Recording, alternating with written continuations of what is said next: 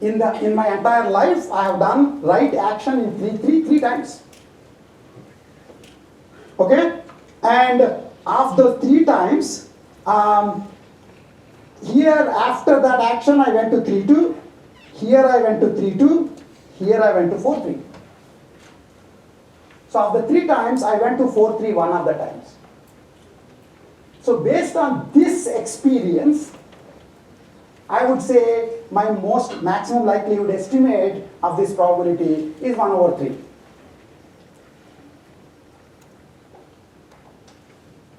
Right? That's it. So you can do this for every TSA S dash. Now if I got the TSA S dash, then I would argue that I now have the T. Sorry. Now if I have the transition probability, the transition matrix, then I can solve V of S equal to R of S plus sigma T S A S dash V of S dash. This was the policy evaluation function, policy evaluation equation. This will give you a set of linear equations, you solve them, and you'd say, I don't want to solve linear equations, I would rather just muck around in the world. That means you're a bozo. Okay? Mental work is always better than physical work. Especially, take it from me, I hate exercise. But in general, basically, solving this thing might look daunting, but that's what computers are for. On the other hand, living in the world, they are no good. You took their experience, converted into T, and got the V out of it. Isn't this beautiful? Now I solved the problem. Okay? Now, here is the interesting question. When I have, so basically, in doing this, I essentially am using V pi S. The particular policy that I'm evaluating.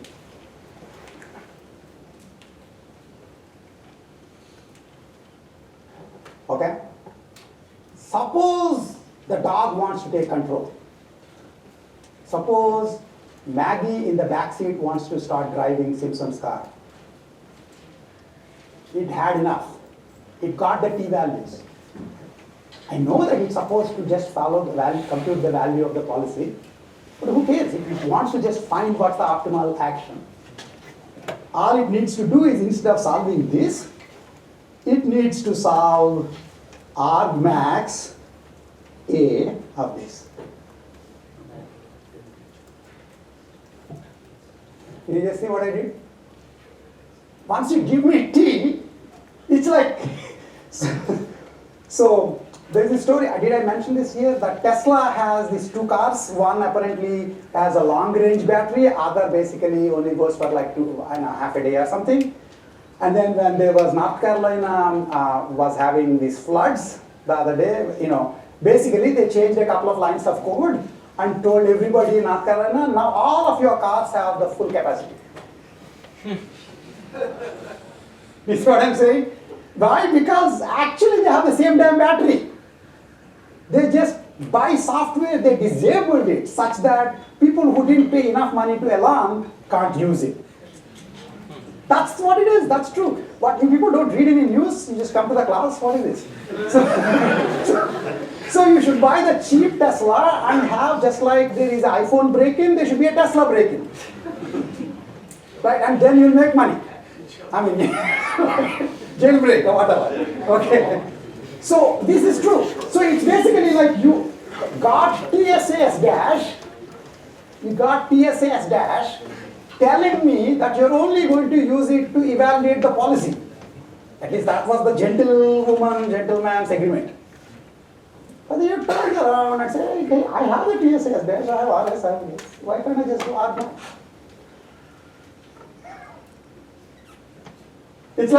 It's like Elon Musk saying, you paid less money, so whatever you do, don't press this full battery option, because then you'll get the full battery. And if you don't do it, then you're done. So what I just did is I went from passive reinforcement learning to active reinforcement learning, but model based. So once I have the model, I can do either passive or active reinforcement learning. Am I done? I have still 3 minutes, so if I were to have computed the transitions, remember the transitions themselves, the transitions that I looked at were found because I was sitting in the back of the car and my parents were running the policy. Or you yourself are following the rules and only following the policy. Okay? Because of which it is possible that you have not even seen some parts of the state space. So it is true that you could do Bellman update there directly and get an optimal action which is better than just following this policy, but it's not going to be the truly optimal policy because you may not have seen some states, you never went there. Depending on the actions you take, you may not have seen some parts of the world. Okay? So, for that idea that I had to work to just solve the optimal policy, I need to guarantee that every state that can be reached has been experienced. That is the idea of exploration. Before you settle down, you must have explored the entire state space. Only then will you know whether the policy that you came up with is optimal truly. In any normal agent's life, like your life, there is this huge trade-off between exploration and exploitation. This is one of these truly deep trade-offs that everybody experiences in the world.